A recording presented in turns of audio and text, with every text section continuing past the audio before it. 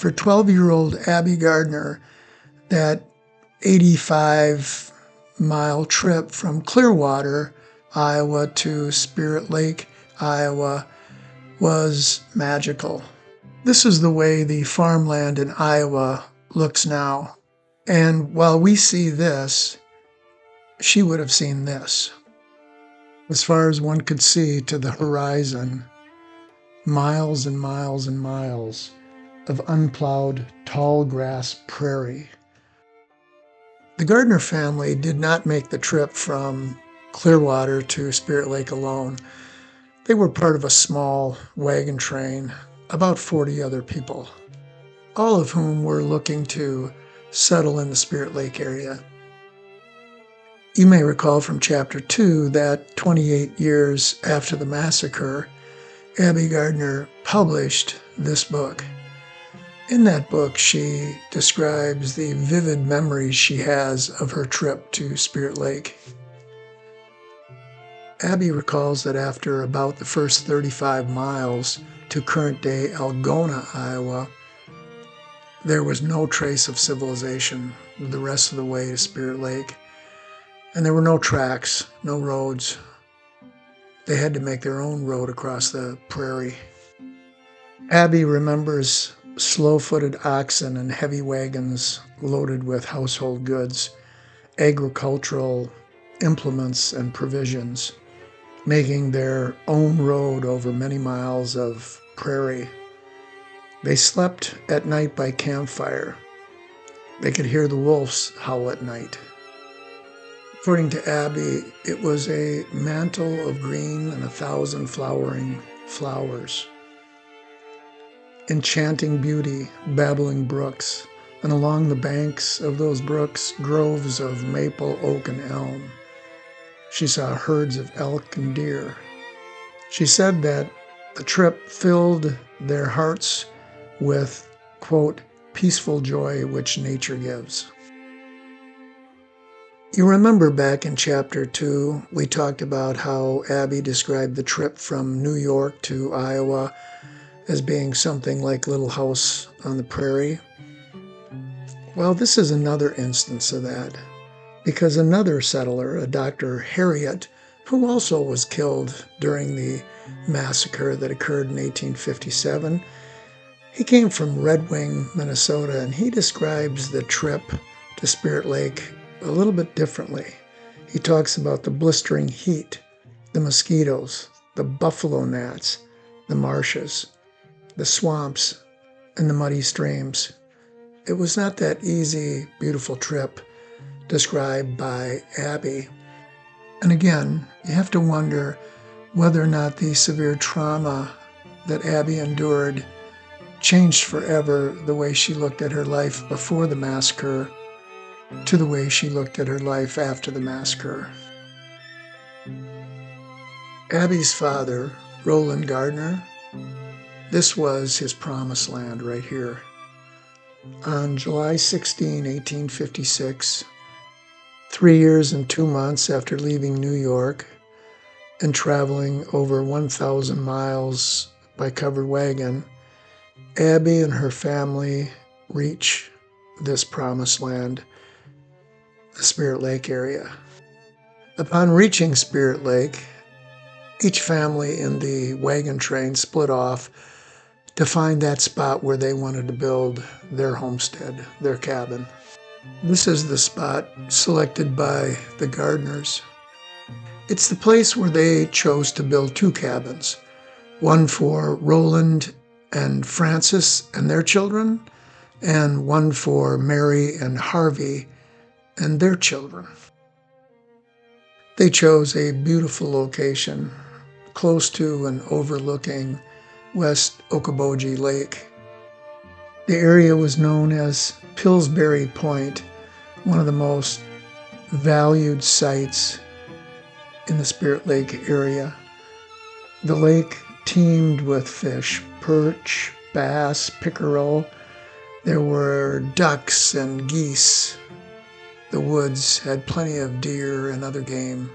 It was absolutely gorgeous. The lot itself, the area itself, covered with beautiful trees, cottonwood, basswood, oak trees. The first thing that Roland Gardner and his son-in-law, Harvey Luce, did was to get to work building a cabin. This cabin. The first cabin built at Spirit Lake. And after 170 years, it's still standing there. A tribute, really, to their craftsmanship. Roland and Harvey used trees from the property to make the cabin. It's only 15 feet by 20 feet, about the size of a single-car garage. It had a dirt floor, which the family covered with that precious red carpet they hauled all the way from New York. And I'm sure that everybody was happy when the cabin was completed. No more tents. But it was going to be crowded. It was going to have to accommodate 13-year-old Abbie, her 14-year-old sister Eliza, her 5-year-old brother Roland, her mom and dad, Roland Gardner Sr. and Francis, and her older sister Mary and Mary's husband, Harvey Luce, and their 2 children, Albert, age 3, and Amanda, age 3 months. That's a total of 9 people, 4 adults and 5 children, at least until they were able to put up a second cabin for Mary and Harvey and their 2 kids.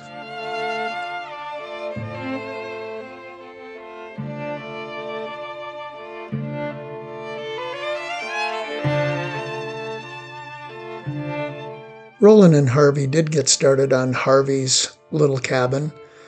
They had to stop because of the onset of winter, but you can still see the outline of what that cabin was going to be. It was going to be very small.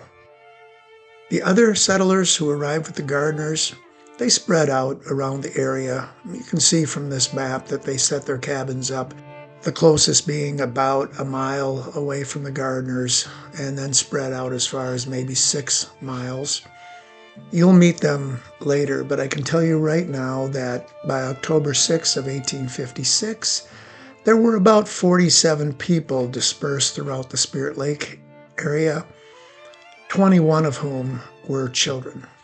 That again raises the question, why do you bring children to an area like this, where there is the risk of violence? Well, apparently everybody did it.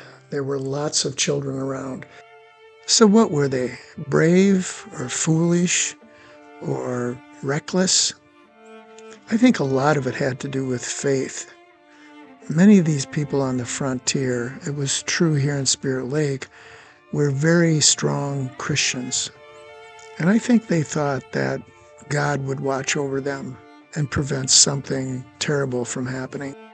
If that didn't happen, they weren't going to be able to get much help anywhere else. If they needed protection, there were 2 options. The first was Fort Ripley, up near the Dakota Sioux Reservation in Minnesota, 70 miles or 75 miles to the north, about 70 troops up there. And the other option was south, Fort Dodge, about 80 miles, with about 60 troops there. Either way, depending upon the weather, it would take troops from either fort days, if not weeks, to arrive at Spirit Lake. In a cynical way, you could say, just in time to bury the dead. One of the dangers that all of the settlers at Spirit Lake faced was the possibility of starvation that first year. If the winter wasn't too severe, they might be able to make it through the winter without resupplying. If they needed to resupply, that was another matter. The only place to get meaningful supplies would be in Fort Dodge, 80 miles to the south, or maybe Waterloo, and that was even further away, 150 miles. And a trip to either destination in the middle of the winter is brutal, plowing through the snow with oxen pulling a sleigh. And so I can imagine on some cold evening in November of 1856, Roland Gardner standing outside of his cabin as that first snow comes down, covering the cabin, covering the woods and the meadows, praying that the winter would not try to kill them this year. And I can imagine at the same time, only about 15 miles away from Spirit Lake, Ink Patuta was leading his group of about 40 Dakota Sioux south past Spirit Lake towards the Peterson area, 30 miles south, where they hoped to winter. And that Ink Patuta was also saying a prayer, this one to the Great Spirit, that the winter would not kill his people.